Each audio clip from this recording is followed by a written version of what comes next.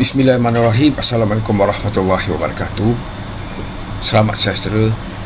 Berjumpa lagi kita dalam sesi pembelajaran untuk tema 3, kemajuan dan pembangunan dalam sejarah dunia 940/1. Para pelajar, dalam tema 3 ini saya akan menghabiskan tema 3 ini untuk bahagian yang akhir, itu berkaitan dengan sumbangan tokoh pada abad ke-18 hingga abad ke-19. Ada 3 orang tokoh yang akan kita kaji satu persatu, bermula dengan Jean-Jacques Rousseau, kedua Adam Smith, dan yang ketiga Charles Louis Montesquieu. Jadi kita akan memperlihatkan tentang ketiga-tiga tokoh ini dari segi latar belakang kejaya sumbangan tokoh pada abad ke-18 dan ke-19. Jadi kita mulakan pada hari ini dengan membincangkan tentang Adam Smith sebagai seorang tokoh pemikir ekonomi di Eropah pada masa itu.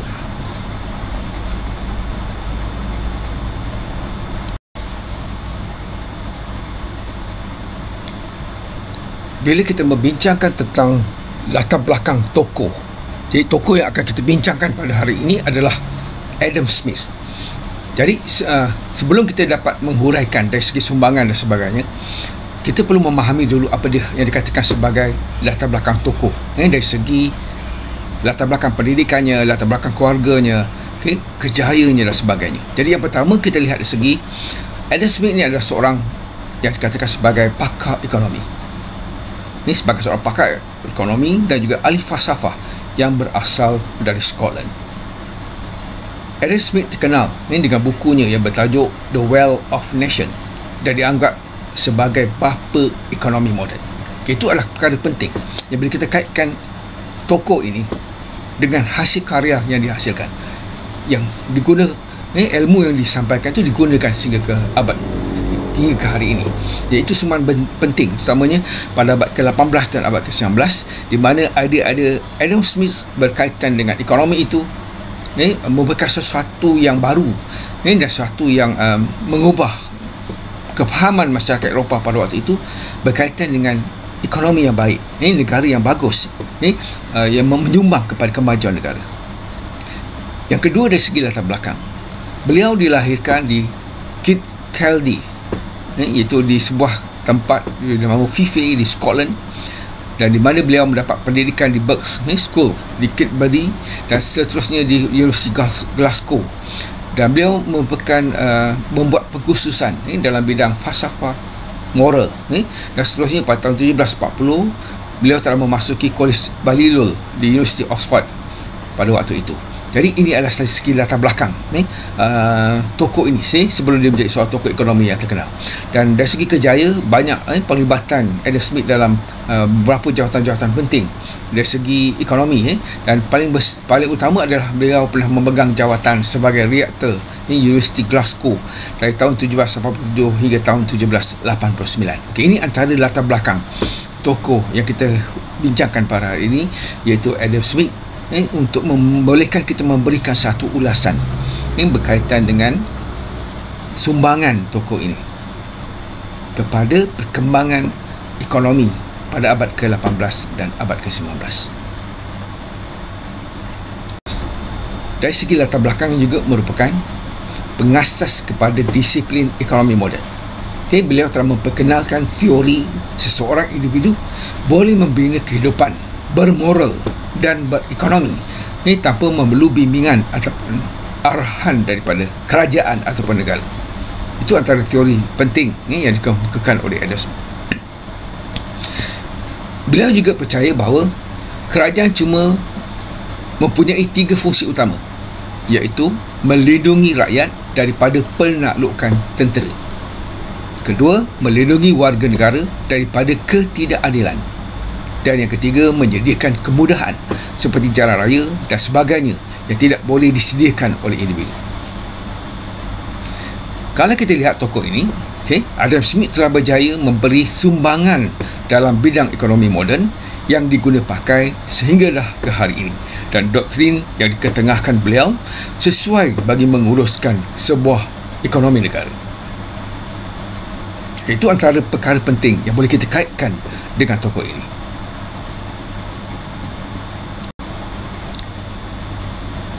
Okay, mari kita lihat sumbangan Adam Smith kepada pemikiran ekonomi di Eropah pada abad ke-18 dan ke-19. Jadi, sumbangan pertama beliau adalah beliau merupakan pengasas kepada disiplin ekonomi moden, di mana beliau telah memperkenalkan satu teori yang mengatakan bahawa seseorang individu boleh membina kehidupan bermoral dan berekonomi tanpa bimbingan ataupun arahan daripada negara, iaitu kerajaan. Itu teori yang dikeluarkan oleh beliau. Yang kedua, dalam asas disiplin ekonomi moden ini, beliau berpendapat sesebuah negara akan menjadi kuat apabila rakyatnya bebas. Maksudnya tidak ada kawalan ataupun campur tangan kerajaan dalam menentukan sumber ekonomi dan bagaimana ekonomi itu berkembang. Beliau juga menengahkan idea iaitu mengakhiri sistem feudalisme, polisi merkantilisme dan monopoli negara. Jadi idea-idea baru yang dikemukakan dalam disiplin ekonomi moden ini telah menyebabkan idea-idea lama tentang sistem ekonomi feudal, polisi merkantilisme ataupun ekonomi merkantilisme dan sifat negara yang bermonopoli dalam bidang-bidang ekonomi tertentu sudah pasti akan berakhir. Beliau juga memperkenalkan apa dikatakan sebagai laissez-faire, itu kerajaan laissez-faire. Itu kerajaan yang berasaskan kepada pasaran bebas, di mana tidak berlaku campur tangan kerajaan dalam menentukan sumber-sumber ekonomi, dalam menentukan keputusan dari segi untung rugi dan sebagainya. Okey, itu perkara pertama, sumbangan besar yang diberikan oleh idea daripada tokoh ekonomi ini, itu Adam Smith. Sumbangan kedua Adam Smith dalam pemikiran ekonomi di Eropah pada abad ke-18 dan abad ke-15 adalah idea tentang konsep ekonomi pasaran bebas ataupun laissez-faire. Beliau menerangkan bahawa dalam sistem ekonomi akan berfungsi dengan lebih cekap dan memaksimumkan kebajikan umum jika ekonomi itu berjalan melalui pasaran bebas. Doktrin ini telah dikembangkan oleh Adam Smith di England dan beliau berpendapat kerajaan tidak harus campur tangan dalam urusan ekonomi, sebaliknya membiarkan sistem ekonomi itu berfungsi seperti biasa. Konsep ini merujuk kepada kehendak sekumpulan pedagang Perancis yang mahukan urusan perdagangan mereka tidak diganggu oleh kerajaan. Jadi laissez-faire ialah istilah Perancis yang membawa maksud biarkan keadaan seperti yang sedia ada. Okey, itulah yang dikatakan sebagai ekonomi laissez-faire ataupun ekonomi pasaran bebas yang merupakan idea yang dikemukakan oleh Adam Smith.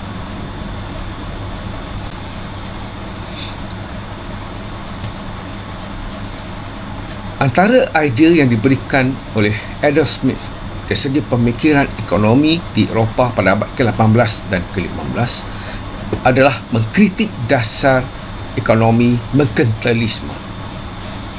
Pertama, apabila kerajaan mengawal koloni ataupun penempatan ataupun tanah jajahan pada waktu itu, menurut beliau, koloni hanya akan berkembang pesat apabila diberi kebebasan menjalankan aktiviti mengikut pilihan sendiri, itu tanpa kawalan kerajaan.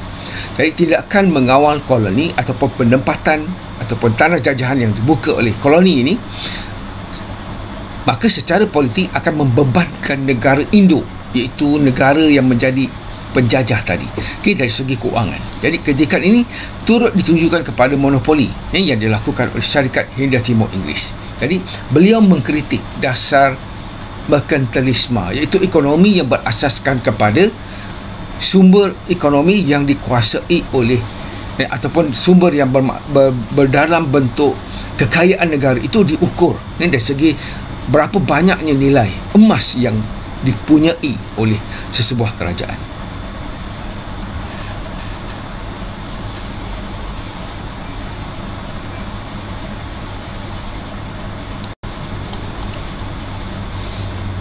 Adam Smith juga menguburkan tentang teori percukaian. Ini antara sumbangan yang penting dari segi pemikiran ekonomi pada waktu itu, di mana beliau menyatakan bahawa kerajaan hanya mengenakan cukai dengan cara tidak menggugat kesejahteraan ekonomi dan rakyat sesebuah negara.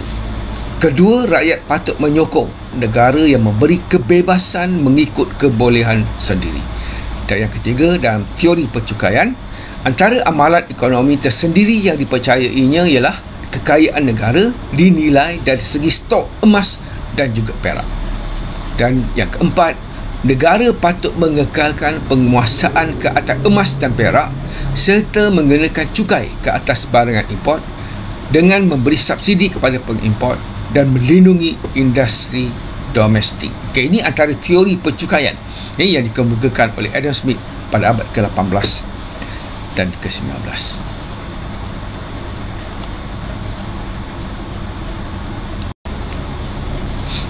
Selain itu, Adam Smith juga mengemukakan idea tentang amalan perdagangan. Okay, mengikut beliau, pembeli dan peniaga perlu sama-sama mendapat keuntungan.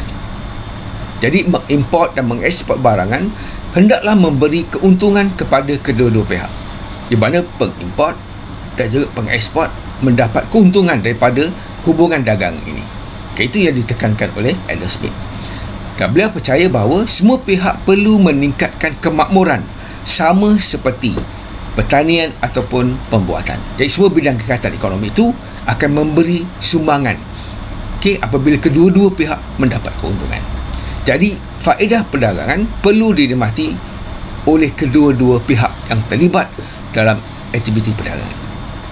Dan sekali beliau berpendapat dalam amalan perdagangan, kekayaan sesebuah negara bukan dalam bentuk kuantiti emas dan perak di dalam bilik kebal, tetapi jumlah pengeluaran dan perdagangan. Okey, itulah yang menjadi ukuran kepada keuntungan. Okey, dari segi amalan perdagangan yang melibatkan pelbagai kegiatan ekonomi.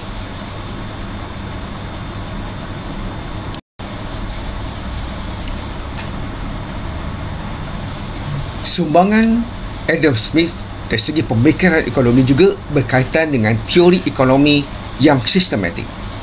Dalam fasa pertama, beliau berpendapat beliau menentang teori lama ekonomi perdagangan yang menekankan perlunya negara memiliki jongkok emas dalam jumlah yang besar. Itu yang dikatakan tadi sebagai ekonomi merkantilisme. Jadi kekayaan negara itu ditentukan berapa banyak jumlah emas yang dimiliki oleh sebuah negara. Dalam fasa yang kedua, beliau menolak pandangan golongan psikokrat yang mengatakan bahawa tanah merupakan sumber utama. Dan dalam fasa yang ketiga, beliau menekankan perkara yang paling penting ialah tenaga buruh. Okay? Beliau menekankan bahawa peningkatan kerja dan menentang peraturan usang dan campur tangan pemerintah yang menghalang perkembangan dan perluasan industri. Jadi di sini mereka, apa yang kita lihat bahawa dalam teori ekonomi yang dikemukakan oleh Adam Smith, faktor buruh adalah sumber ekonomi yang terpenting. Ini dalam menentukan sesuatu ekonomi itu berkembang ataupun tidak.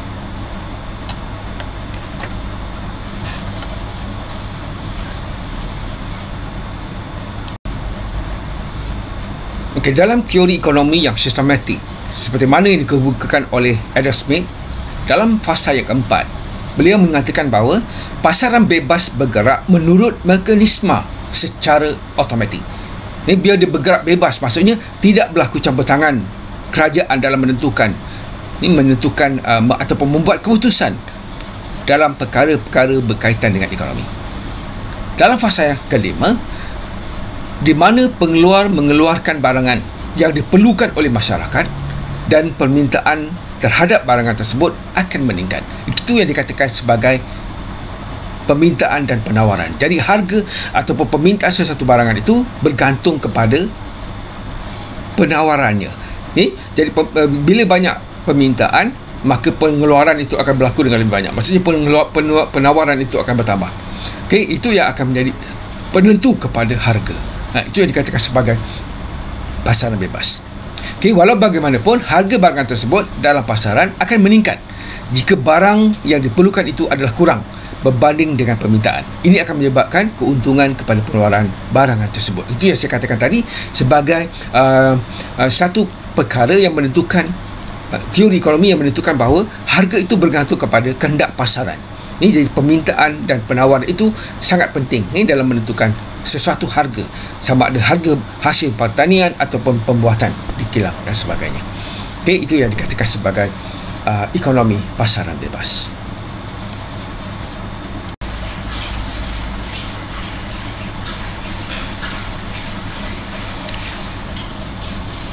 Sumbangan seterusnya Adam Smith dalam pemikiran ekonomi di Eropah pada abad ke-18 dan ke-19 adalah berkaitan dengan apa yang dikatakan sebagai pengumpulan modal. Perkara pertama yang dikatakan oleh Adam Smith adalah dalam proses pengumpulan modal harus dilakukan lebih dahulu daripada pembahagian kerja. Maksudnya, pengumpulan modal merupakan syarat utama terjadinya proses pembangunan ekonomi. Dengan demikian, permasalahan pembangunan ekonomi secara luas adalah kemampuan manusia untuk lebih banyak menabung dan menanam modal.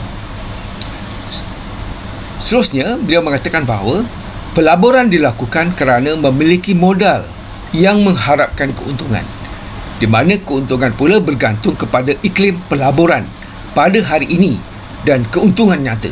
Jadi keuntungan cenderung menurun dengan wujudnya kemajuan ekonomi. Beliau menggambarkan bahawa pada waktu pengumpulan modal yang cepat, maka persaingan meningkat antara pemilik modal dengan sendirinya akan meningkatkan upah dan pada akhirnya akan menurunkan keuntungan pemilik modal. Jadi kedua-dua pihak akan mendapat keuntungan, iaitu buruh dan juga pengusaha yang terlibat dari segi menjadikan modal untuk melakukan sesuatu perusahaan ataupun kegiatan ekonomi. Itu yang dimaksudkan dengan pengumpulan modal yang dikemukakan oleh Adam Smith.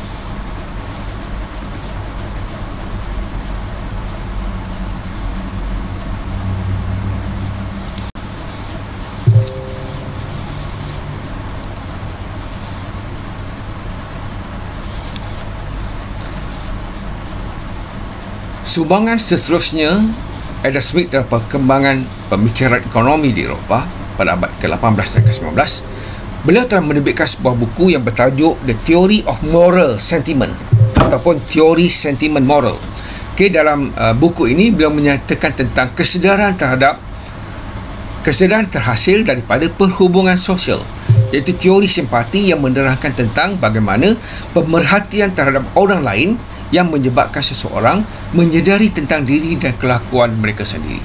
Itu antara perkara penting yang dinyatakan dalam buku yang bertajuk The Theory of Moral Sentiment oleh Adam Smith.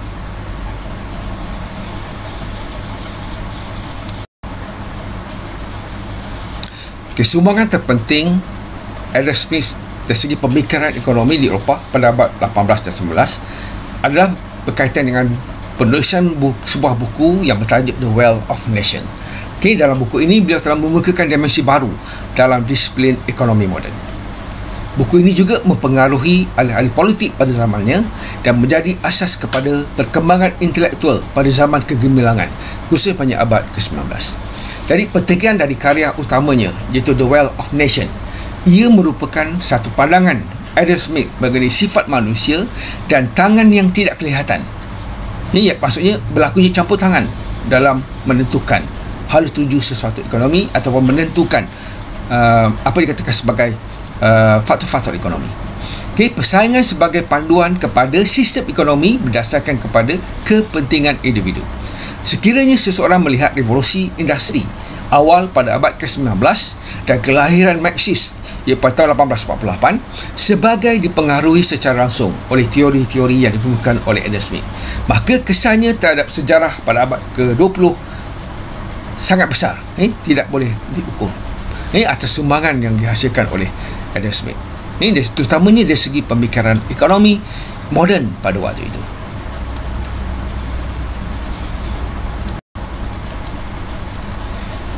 Selain daripada itu, Adam Smith juga ada memberikan idea tentang apa dikatakan sebagai meritokrasi. Pentingnya meritokrasi. Pertama, bagi Adam Smith, sistem ini digunakan oleh institusi untuk memilih pekerja yang memikul tanggungjawab berdasarkan kepada kemampuan dan bakatnya. Jadi dua perkara yang penting, kemampuan dan bakatnya. Menurut beliau, meritokrasi mendorong masyarakat agar selalu memperbaiki dirinya sendiri dan mewujudkan pengkhususan serta kecekapan dalam ekonomi.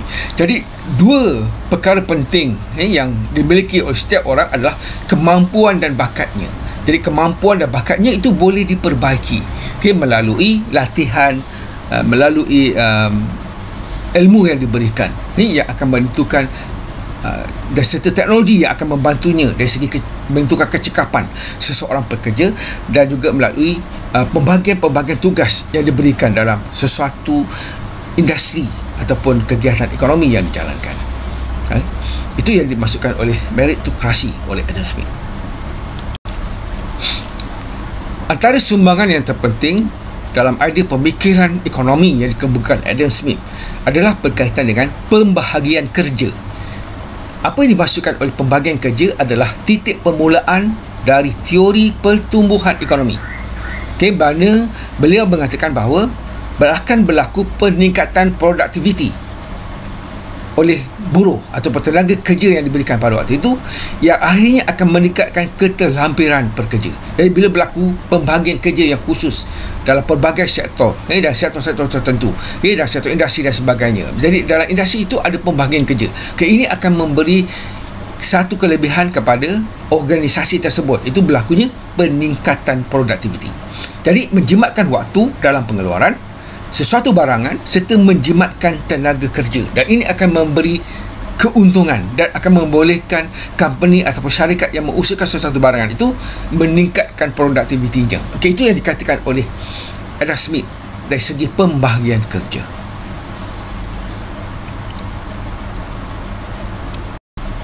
Jadi sebelum kita mengakhiri pembelajaran kita pada hari ini, saya berikan satu contoh soalan. Nilaikan sumbangan Adam Smith kepada perkembangan pemikiran ekonomi di Eropah pada abad ke-18 dan abad ke-19. Seperti biasa yang saya terangkan sebelum ini, dalam sesuatu soalan ada 4 perkara yang kita perlu beri perhatian. Pertama, dari segi tugasan, iaitu nilaikan. Kita nak menilai apa yang kita perlu nilaikan. Itu kita nilaikan dari segi kandak soalannya, itu sumbangan Adam Smith kepada perkembangan pemikiran ekonomi. Jadi apa yang saya berikan tadi adalah dikatakan sebagai pemikiran ekonomi, di mana itulah latar tempatnya di Eropah, dan pada bila masanya berlaku perkembangan pemikiran ekonomi ini adalah pada abad ke-18 dan ke-19. Jadi kita ambil, kita nilaikan apa yang dikatakan sebagai idea-idea Adam Smith yang berkaitan dengan pemikiran ekonomi, khususnya Eropah pada abad ke-18 dan ke-19. Kita nilai satu segi dari setiap aspek-aspek tertentu seperti yang saya bincangkan sebelum ini. Jadi pelajar gunakan soalan ini, cuba buat latihan selama 30 minit untuk memberi satu esei yang baik, untuk menjelaskan tentang nilaikan sumbangan Adam Smith kepada perkembangan pemikiran ekonomi di Eropah pada abad ke-18 dan abad ke-19. Selamat menjawab, selamat mencuba. Teruskan usaha kamu untuk menghadapi peperiksaan. Terima kasih. Kita jumpa lagi.